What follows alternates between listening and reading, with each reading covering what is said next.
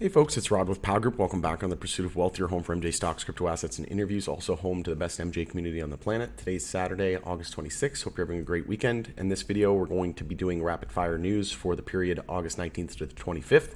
Essentially, if you're not familiar with this new format, we go through what transpired over the last week or so.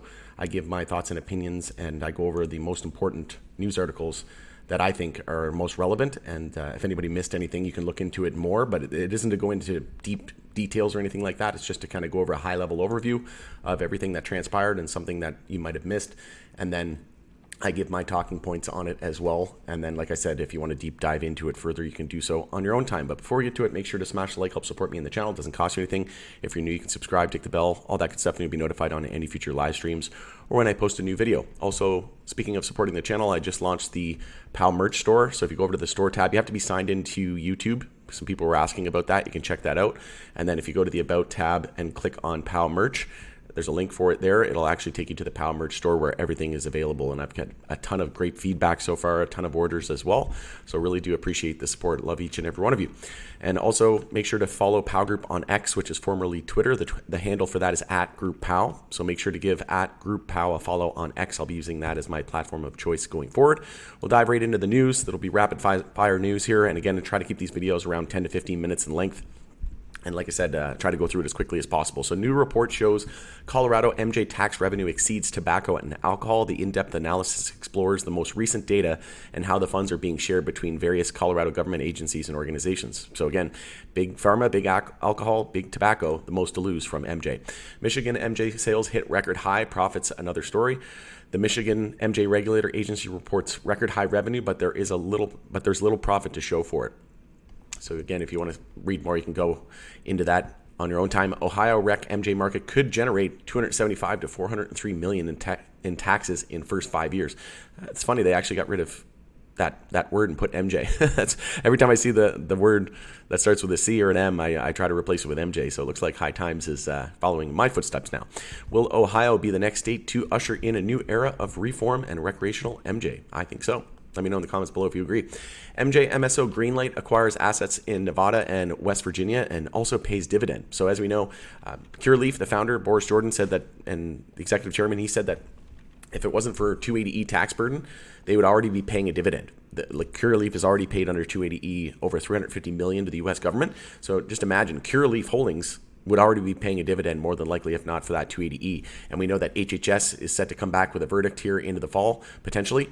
And by the end of the year, Biden officials are encouraging to get it done. And I've got some more news on that here soon. So if that were to happen and we get Schedule 3, which I think is most likely, that would remove 280E. And then you could see companies like Curaleaf paying a dividend in the next year or two, really. And he even said that he thinks that, I did a video on that, you can check it out, but he thinks that MJ companies are going to be high-paying dividend companies long term. MJ multi-state operator Greenlight is acquiring a dispensary in Las Vegas and cultivation facility in West Virginia for an undisclosed sum, as well as issuing another dividend. So you can check out that on your own time. NASDAQ warns MJ tech firm Agrify of non-compliance once again. So not the only one in the industry, and the struggles continue there with listing requirements. Curaleaf celebrates the launch of adult use sales in Manchester CT dispensary. So they commenced adult use sales at Manchester, Connecticut location, located at 240 Buckland Street, Manchester, Connecticut. And it's the company's fourth dispensary in Connecticut to commence adult use sales. From MJ Moment here, GOP presidential candidate Ramaswamy talks MJ legalization in chat with joint smoking Bill Mayer. And we know that he's pro MJ, so we'll see.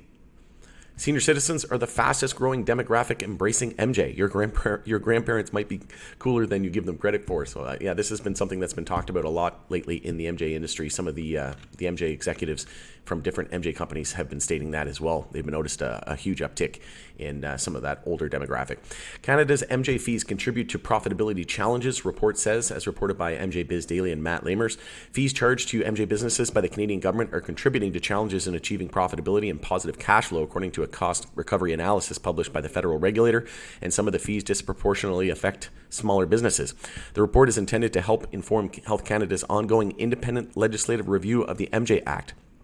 Ongoing. So Health Canada right now is ongoing. It's ongoing. They're in a consultation period and they're reviewing the MJ Act here in Canada. So we could see improvements to labeling, product packaging, marketing, taxation, over the next few months, in my opinion. We'll see. But definitely over the next year, I think we're going to get something.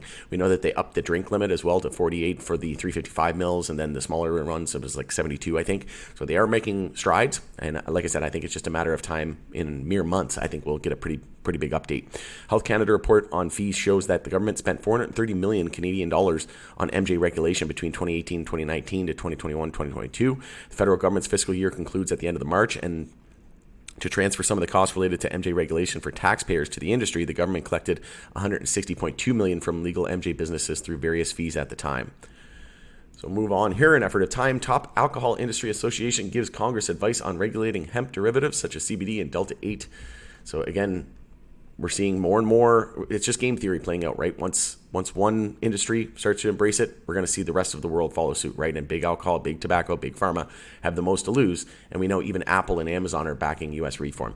Tyson 2.0, Mike Tyson's premium MJ brand now in Mississippi. We also have Michigan's first infused sodas hit the market. So Sweet Justice. A lot of people really like these here in Canada. I'm not the biggest fan. I mean, they taste okay, but they're chock full of sugar and they're really expensive. But I think XMG's and the Molson Coors joint venture with Tilray, that Tilray just purchased Trust Beverage Co. 100%. They now own that. I think that's the best MJ brand in the world, and can't wait until those get to the U.S. There's tons of people in the U.S. Can't wait to see those as well. I don't hear too many people in the U.S. asking for Sweet Justice, but I'm not saying I'm not knocking the brand. I'm just saying I think that, in my opinion, there's better options out there. But not denying that they've been successful and they've had a lot of good reviews. But it's like $7-8 a can. I can't justify paying that for a 10 milligram. And then it's chock full of sugar, and I'm not the biggest fan. But kudos to them for getting into that market.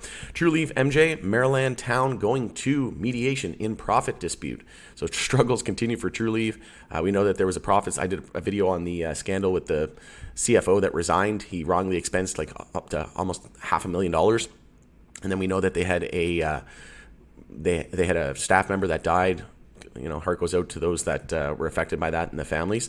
But we know that that happened. And then also the connection to Kim Rivers' husband going to jail and being fined in a RICO case. Not looking good for Trulieve at the moment. Canadian recreational MJ sales jumped 12% in June to 426 million. Would have been cool if it was 420, but even better in my opinion. Sales of Canadian recreational MJ jumped 426.6 million Canadian dollars in June, a year-over-year increase of 12%. It's also the fourth straight month that Canada's sales exceeded 400 million, according to the latest retail sales by Statistics Canada. Through the first 6 months of 2023, 2.4 billion worth of MJ has been sold in Canada, which is 9% higher than the first half of 2022. Ontario, British Columbia, and Alberta continue to power most of the sector's growth, while the province of Quebec had the slowest growth in the industry. We know Quebec has the lowest number of retail locations, and they're not allowing vapes and certain edibles and things like that. So they're just really behind in the times. So hopefully they can catch up and continue to see this trend grow. Change at the top of MJ producer Pure Sun Farms as Dosanjh departs. So that's the subsidiary of Village Farms, so VFF. I did a video on that one. If you want to check that out, you can check that out on your own time. Verano Holdings sues over lost medical MJ license in Alabama. Struggles continue for that in that regard. Nevada regulators approve more MJ consumption lounges. Can't wait to try those out in the future. Next time I'm in Nevada. In Las Vegas, legal MJ pilot program officially launches in Zurich, Switzerland. So pre-approved participants, and I mentioned this before on the channel, pre-approved participants can now purchase MJ at specific pharmacies and social clubs in Zurich for the next 3 years. Love to see it. Game theory playing out. Canadian MJ companies back off from U.S. hemp CBD market. We know that Molson Coors and Hexo, the joint venture there, they got rid of the CBD, Trust CBD USA, and that was just a kind of proving this point even more. But then obviously Tilray acquired Hexo, and then Tilray acquired the remaining of Trust Beverage Co. here in Canada from Molson Coors. So again, there's just lack of regulatory movement in the U.S. and just not helping with profitability, right? So I think it's just it's not permanent. I think this is just them putting it on the back burner for now until things start to change at a regulatory front. A new chilled ritual is here. So Soleil MJ launches its first sparkling CBD beverages, which is the brand under Tilray. I did a video on that as well. You can check that out. Mississippi's medical MJ sales eclipsed 4.4 million in July.